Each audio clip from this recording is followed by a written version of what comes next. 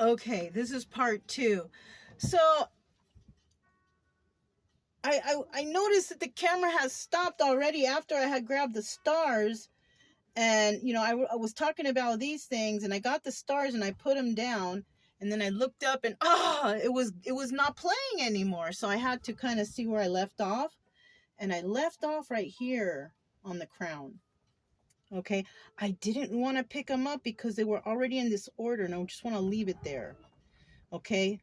So after the crown, somebody who thinks that they are queen, the queen of the world, or queen, or maybe somebody sees somebody as their queen. That could actually be it too. I don't think I said that, but I might have.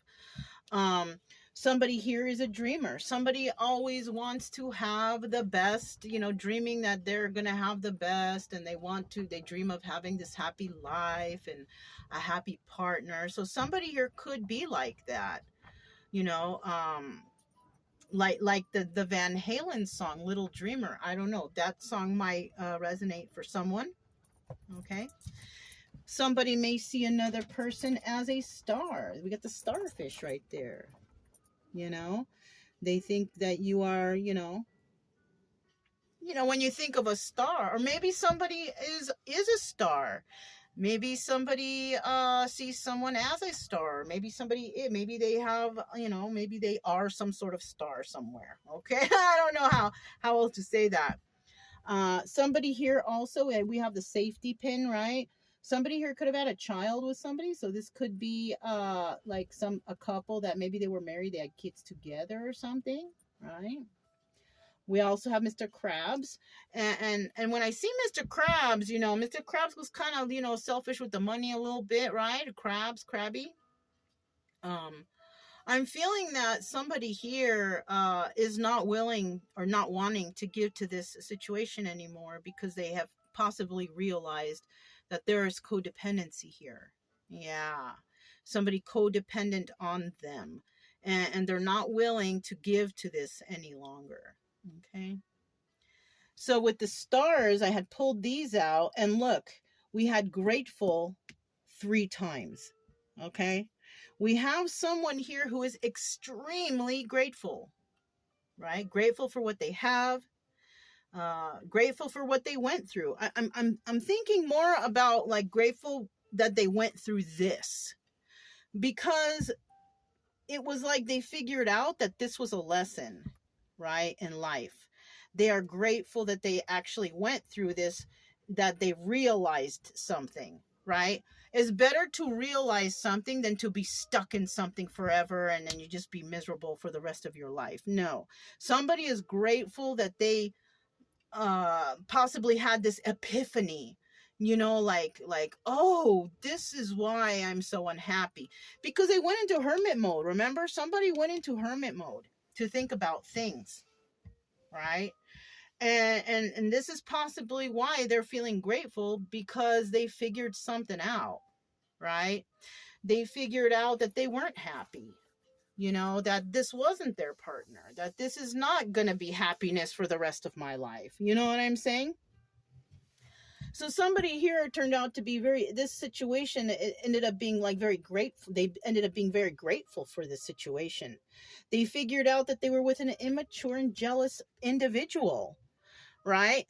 This person, like I said before, possibly no passions, never wanted to do anything, didn't want to do this, didn't want to do that, just follow the crowd, just no ambition, nothing like that. Somebody figured out that this was not their thing. This was not their person. And that if they would stay with this person, they might, they might not be happy. And things became questionable, right? That's where the hermit mode comes in too. Questioning everything. What's going on here? Why is it like this? Why don't I feel happy? Why this? Why? Questioning everything, and then having a shocking revelation. That shocking moment, like we spoke about earlier, the what do you call it? The tower moment, a shocking revelation. And when you figure stuff out and you're doing it on your own and you're by yourself, that's kind of like what you call the hold on.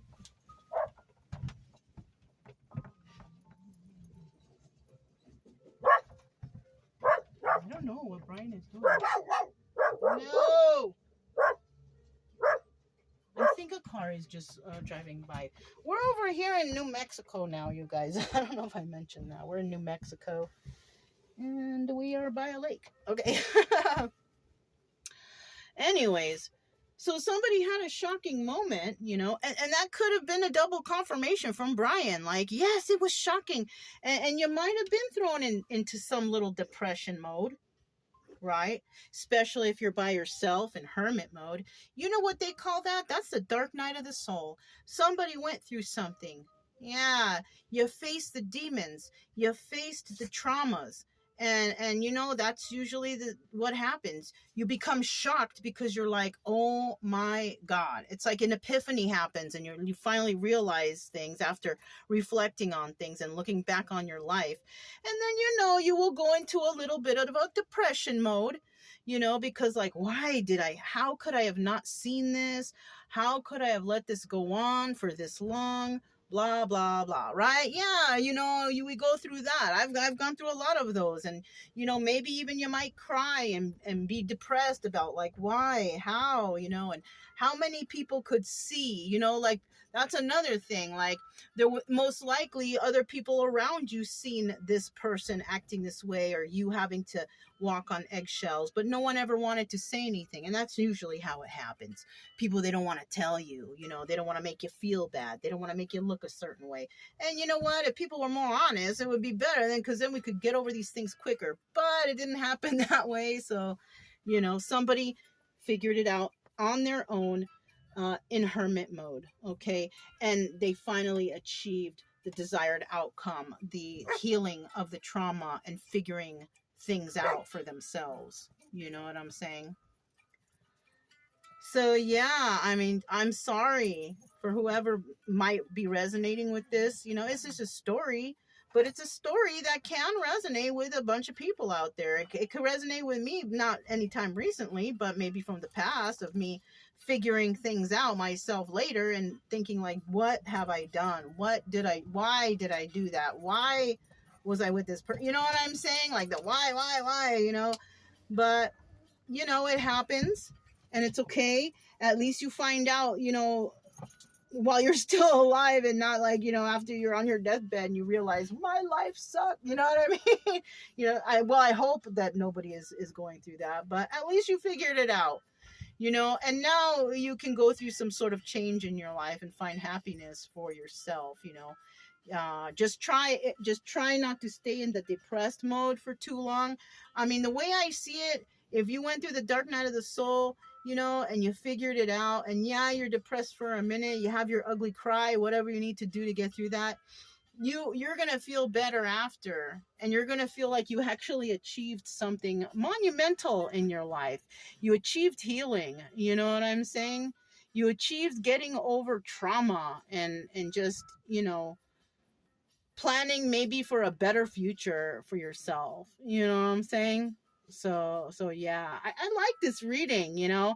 That's why like when it stopped, I was like, oh, should I just do it over? But I was like, no.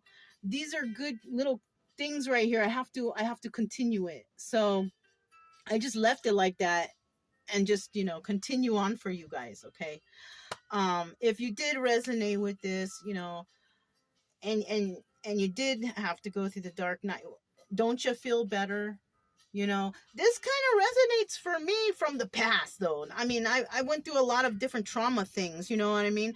But I had to go through Dark Night of the Soul. I had to go into hermit mode, dealing with weird people, you know. But it happens, and then you feel better. Like, you feel better after, and you get through it. And you know, it's like, I feel better now. I feel happy. You know what I'm saying? I feel like and you know what? I haven't only been through one dark night. It's been very many dark nights, because we all have different traumas, and you yourself might have to go through some different traumas too, you know. But this is the first step to getting better, and it looks like it's going to happen for you if this is resonating, you know, because you never know. Maybe it doesn't, maybe it does, maybe you like the story, or maybe you like to see how I interpret the cards, because I actually do you know, follow the tarot and the instructions and the definitions for the cards. You know, I try not to, you know, I don't make up stuff along the way. You know, the most making up I do is maybe the charms and the cards, the stars, how I figure it out, you know, or, you know what I'm saying? I try to follow the instructions. So if you're trying to learn tarot, you know, this is probably a good spot for you, but, you know, or maybe you just like the stories, you know, but anyways, that's all I have for you. If it resonated, don't forget to subscribe, like, comment, and share. Also, you guys keep it true love energy, happy, friendly, loving, people, right? We have nothing to fear as long as we stay calm and cheerful. I'm Mona, this Kaleidoscope Dreams Tarot, and I'll talk to you next time. Bye.